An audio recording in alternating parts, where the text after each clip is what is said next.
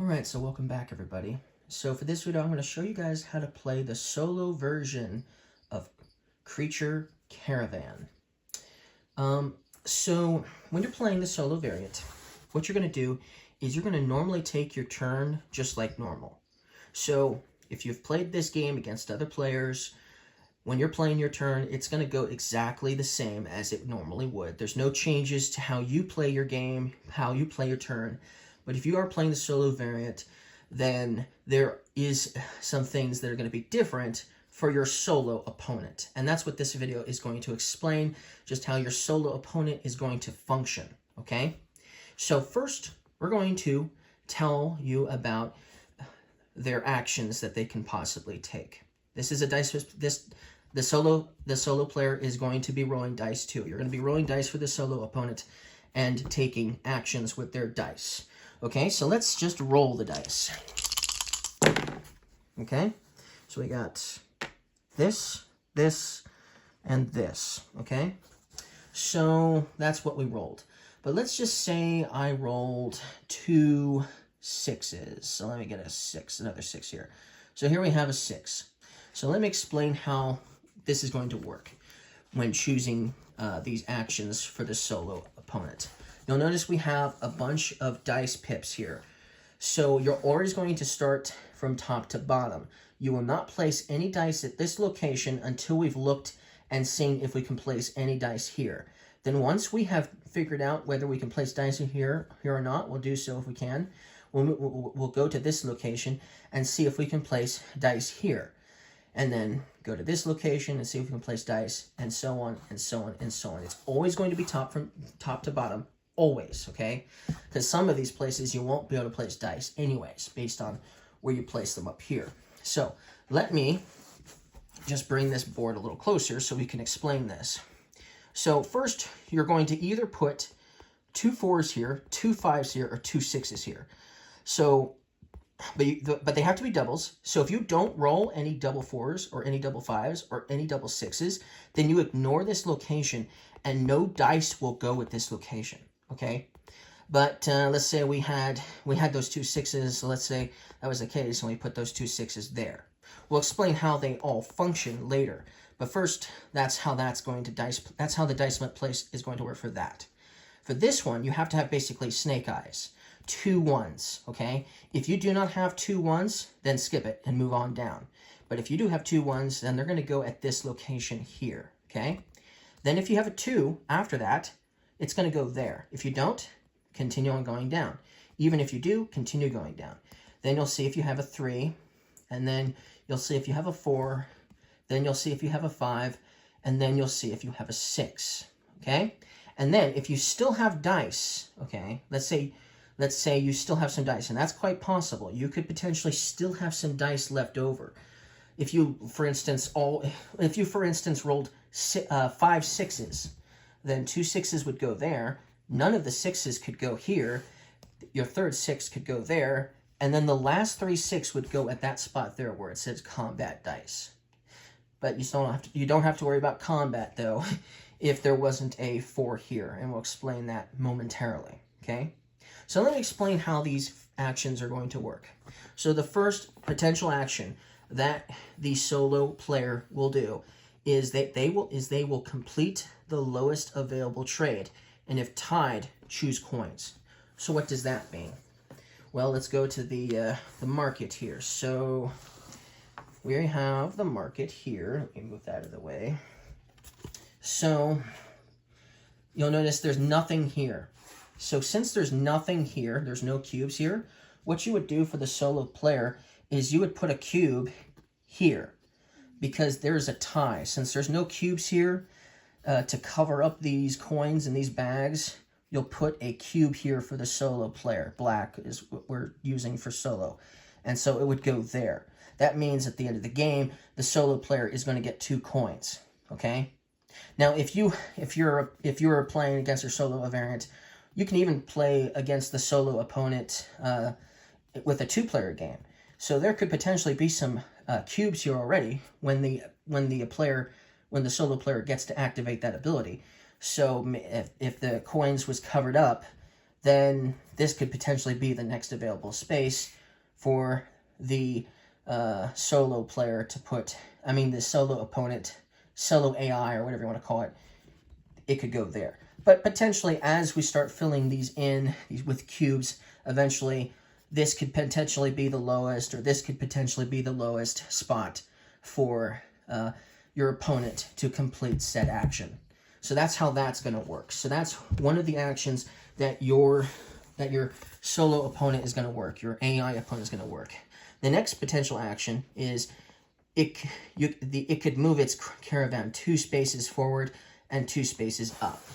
So what that means is, so let me get the caravan, is let's say the caravan is here.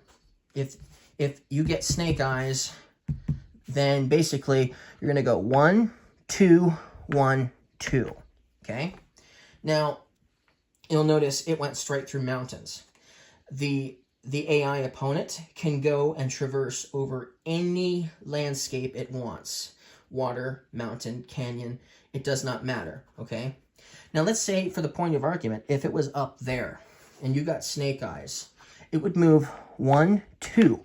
But you'll notice the action says to move up 2 spaces. Well, it can't, because there are no 2 spaces for that caravan to go up, which means it won't go up. So it just doesn't get to do the 2 up. But it's always going to get to do the move forward unless it's already at East Tree, which might be possible. But that's how that's going to work. Now, when the caravan goes through a spot that has one of those lava monsters on it, it does not get a lava monster. So it's not going to pick up the lava monsters the normal way that normal players will pick them up, okay?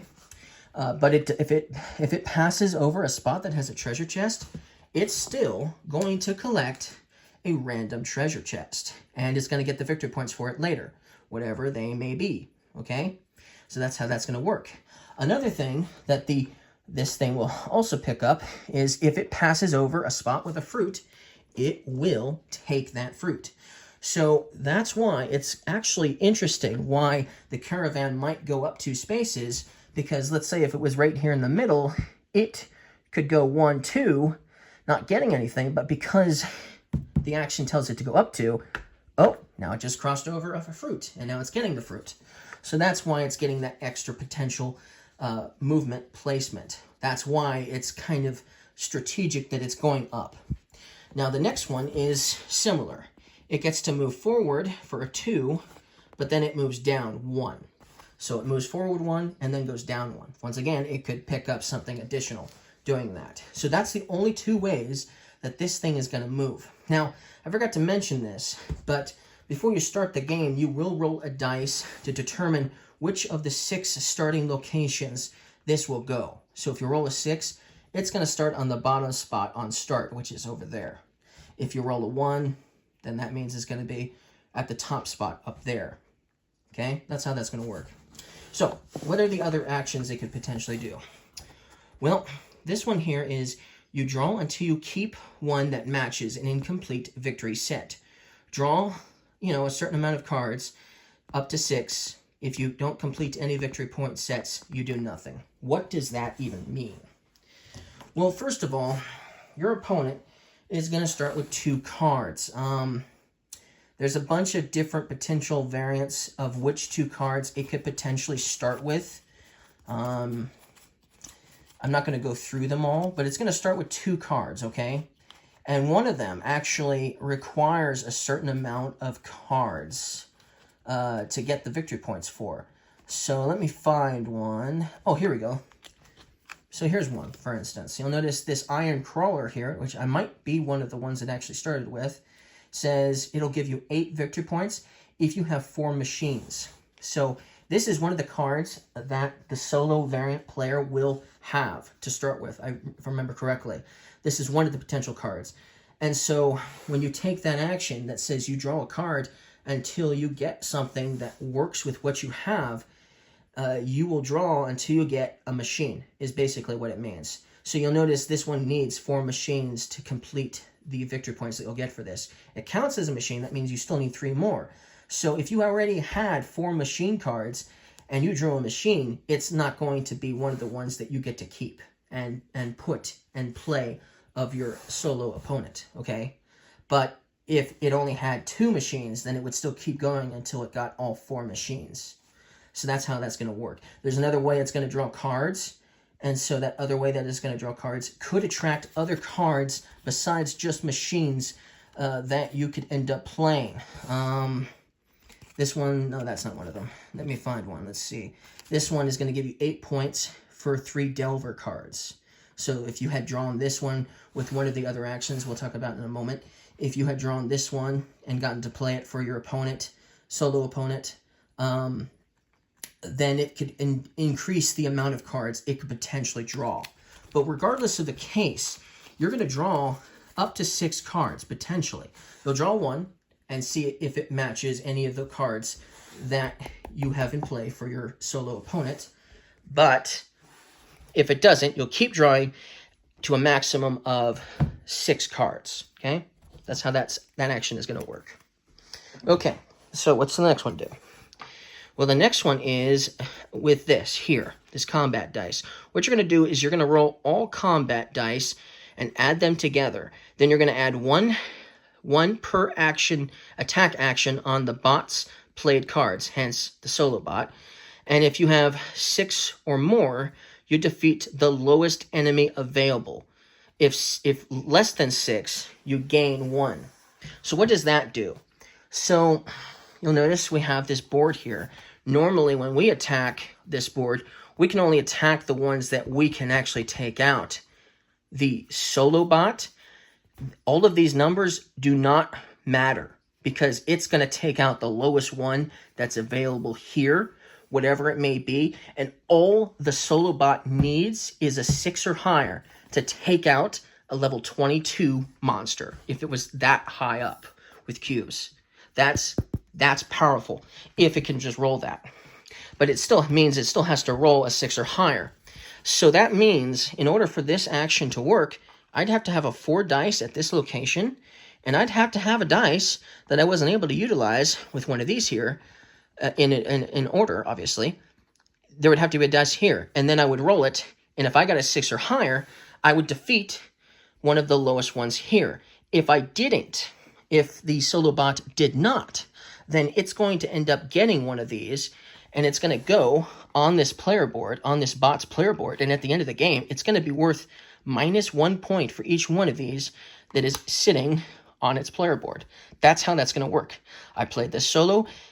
My solo opponent had poor rolling, and it never rolled a 6 or higher because there was every time the action was able to be taken here, there was only ever 1 dice here at most, and it just didn't roll good enough to satisfy its needs. But if there was ever more than 1, like 2 or 3, or if it had played one of those cards that I talked about, like that Deadly Serpent from the last video, if it had one of those cards that basically increased your attack, then this would be much more simpler for your solo bot opponent to take on a lava monster pretty easily.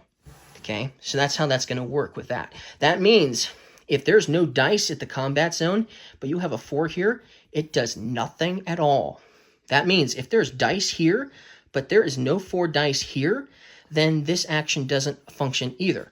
So that happened quite a bit. There were several times when it was one or the other, and this action never went into effect. So hey, one less action my opponent gets to take, all the more better for me, if you're playing against him especially, right? So that's how that's going to work for that action.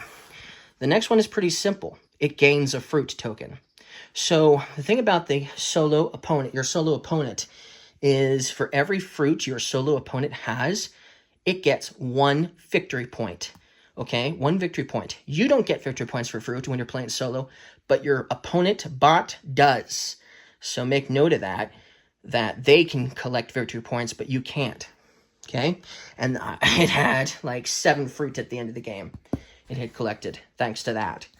But at least it hastened the game because it was 1 less action to worry about. This one is going to let you draw 5 cards, and then you get to keep the one that has the highest value, victory point value. And if tied, you get to choose. But then you only count the number. You ignore the modifier. So that's why the modifier, remember the machine thing I showed you earlier? That modifier is you ignore it, but you still get to take it if it's the highest one. So 1, 2, 3, 4, 5. So here's 5 cards. So that one's worth 1. That one's worth 1. That one's worth 1. That's 0, and that's 2. So it would take this card because it's the highest number value. If there was an 8 in here, it would take the 8. Okay, and that happens quite a bit. So just so you know, that happens quite a bit. It didn't get the low numbers very often. But yes, that's something that you can do, that your solo bot is going to do when it takes this action. So then, how does your solo bot score? We've talked about the actions that it will take on its turn. It's still going to camp, just like you would. So after it's done taking its turn, you will put a camp down at its spot. And if it's still there and didn't go anywhere, you'll still put multiple camps down. So it's going to score points based on the amount of spots that have a camp.